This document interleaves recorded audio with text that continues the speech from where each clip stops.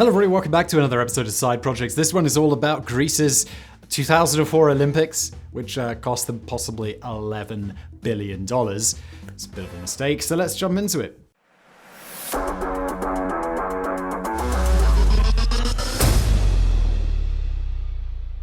Greece held the first ever Olympics in 1724 and the first modern Olympics in 1896. Given their rich history in the international games, the Summer Olympics of 2004 were seen as an opportunity for Greece to restore the games' historical values. More importantly, it was a chance for Greece to show itself on a global stage. While the games themselves were a success, the financial situation was not.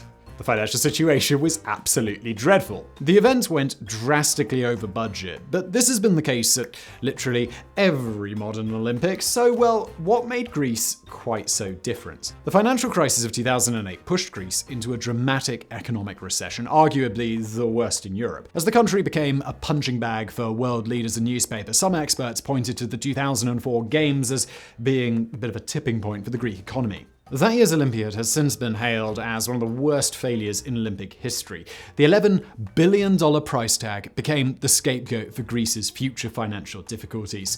But the truth is a lot more complicated than that. Athens has struggled with the same problems that faced so many Olympic hosts. Today, the city is home to a handful of former Olympic venues that have since become dilapidated or expensive to maintain. Yet economists now point out that the fiscal deficit of the Games, likely around a few $1 billion, is about 1% of Greece's debt. In fact, infrastructure investments from the Games may have benefited the Greek capital and limited the consequences of the recession. So, were the 2004 Athens Games actually an $11 billion mistake?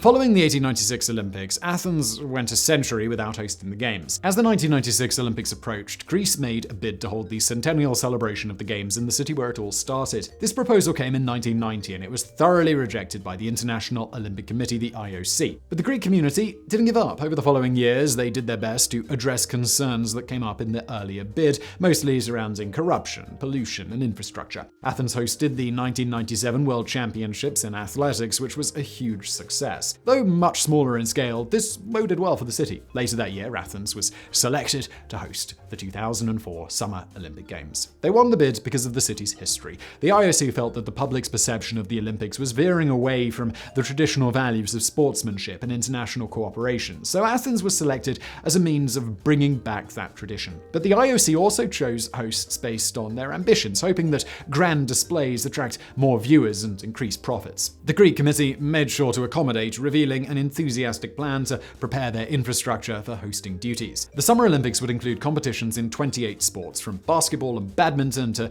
taekwondo and table tennis. Within these 28 sports were 301 medal events, each event including a series of rounds before the medal events. More than 10,000 athletes from more than 200 countries would compete. The wide variety of sports called for a plethora of new venues, 31 in total. The influx of athletes required high-quality housing near the arenas and stadiums. New roads and train stations would be necessary to transport participants, officials, and press.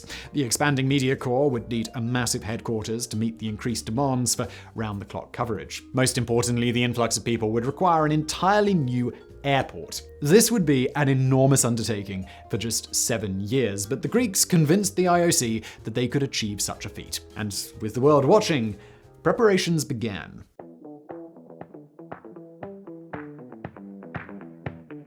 The Athens 2004 Organizing Committee set the project's budget at $3 billion. If that seems unreasonably low for such an undertaking, well, that's because it absolutely is. As is tradition with the Olympics, the budget only includes projects directly related to the Games. In other words, the new airport, rail lines, and roads wouldn't count for the final cost. I'll tell you something, airports ain't cheap. As such, work on a new airport began before the IOC chose Greece to host, perhaps to signal the seriousness of the Greek committee's intent. The brand new Athens International Airport was finished well ahead of the Games in 2001. With 8 kilometers of runway to serve the upcoming influx, the project cost more than $2 billion on its own. While its early completion seemed to indicate that all was going well, the rest of the preparations, well, they wouldn't go so smoothly. At the start of 2004, with the Olympics scheduled to begin in August, vast portions of the project were drastically behind schedule. This included work on several key venues, including the main stadium, which would host the opening ceremony. A tram line to connect stadiums to the Olympic Village was also drastically behind schedule. With the progress in Athens being reported on news worldwide, criticism quickly flowed in.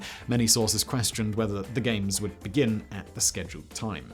Was abandoned. The main Olympic Stadium was completed 2 months before the opening ceremony, as was the tram line. The final touches were put on several of the arenas in August, mere days before the Olympics were set to open. Not only did the Games begin on time, though, but the opening ceremony was widely praised. It was held in the Olympic Stadium, designed by Spanish architect Santiago Calatrava, who had his hands in several key projects. The stadium's defining features were a retractable glass roof and 2 massive arches, vital questions in the years leading up to the Olympics. As early as 2002, Western media began questioning whether Athens was a safe enough city to host the Games. The criticism was extreme at times, with one news report claiming that the only place worse than Athens to hold the Olympics was Baghdad.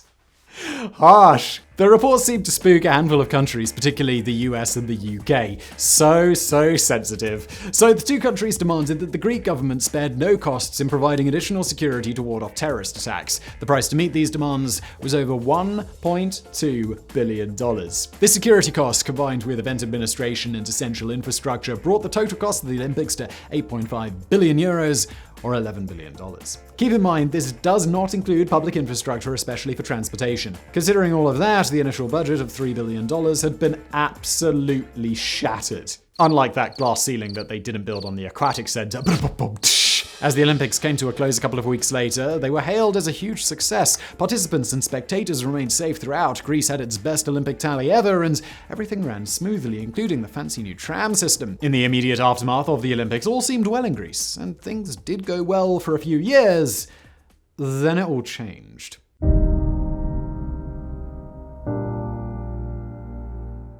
For several years after the Olympics, Greece basked in the glory of its success. Sure, ticket sales, though promising initially, were down dramatically from 6.5 million at the 2000 Sydney Olympics to 3.5 million in Athens. During 2004, tourism declined from 13.9 to 13.3 million annual visitors. However, the Games were a success, and the new airport and rail system proved essential to the local economy. In fact, by 2007, Greek tourism was at an all-time high of 16 million, thanks in no small part to the Olympic-inspired publicity and infrastructure upgrades. However, with the global financial crisis of 2008, well, that came to an end. Of all the countries hit hard by the crisis, Greece was among the worst. By 2009, government debt reached $300 billion. Though a relatively small number compared to countries like the United States, this figure dwarfed the size of Greece's economy, putting them in dire financial straits. At this time, reports began to surface about the financial impact of the Olympics. No matter how many pundits called them a success, Athens suffered from an ailment that plagues many Olympic hosts. The city was now filled with decrepit, unused sporting stadiums. By 2010, more than half of the 31 venues were reportedly in disrepair. These facilities included a baseball stadium, a humongous kayak course, and facilities built for less popular sports like table tennis, field hockey, and judo. As troubling as it was to see the structures decay, the alternative was hardly better. The facilities that survived required extravagant costs just to maintain them. This conundrum, common among Olympic and World Cup hosts, is called the white elephant problem. A white elephant is something too valuable to be disposed of, but too expensive to justifiably maintain. The Athens Committee had a plan to avoid this outcome, but the financial crisis curtailed that strategy.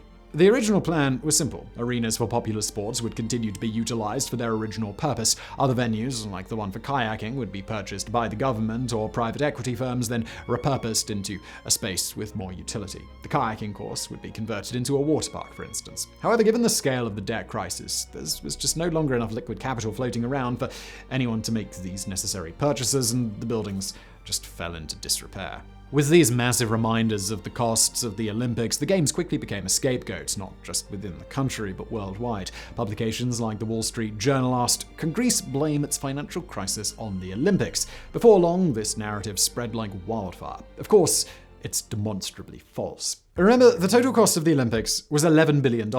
Revenue from broadcasting rights and ticket sales totaled $2 billion. About $3.5 billion was covered in a gradual tax from the previous years, leaving about $5 to $6 billion in unrecovered costs. While this certainly isn't chump change by any means, it was still a drop in the ocean of Greece's debt. Even as economists pointed out that the crisis couldn't be blamed on the Olympics, the argument changed. If it didn't cause the crisis, the Olympics symbolized the same issues that the Greek government struggled with for years. In the words of one paper, the 2004 Olympics were a microcosm of Greek economic dysfunction. Missed budget estimates, poor planning, financial mismanagement. Despite the pushback, the legacy seemed set in stone. The Olympics were a massive mistake, and an expensive one at that. With each successive Olympiad, the Greeks were lambasted and paraded as an example of what not to do. However, with more years of hindsight, a more nuanced truth has come to light.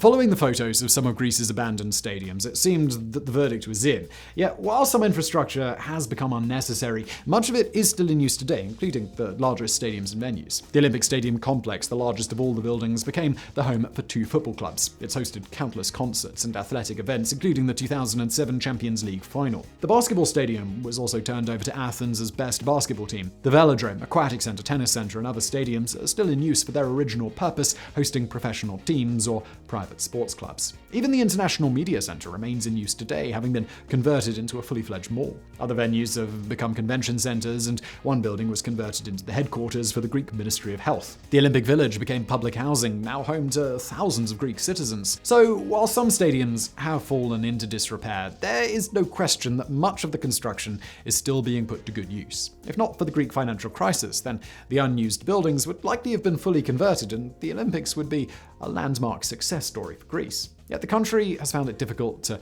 shed this reputation, and perhaps that's for good reason. Compared to Summer Olympics after 2004, Greece managed to keep expenses reasonably low. The cost per event in Athens was $9.8 million.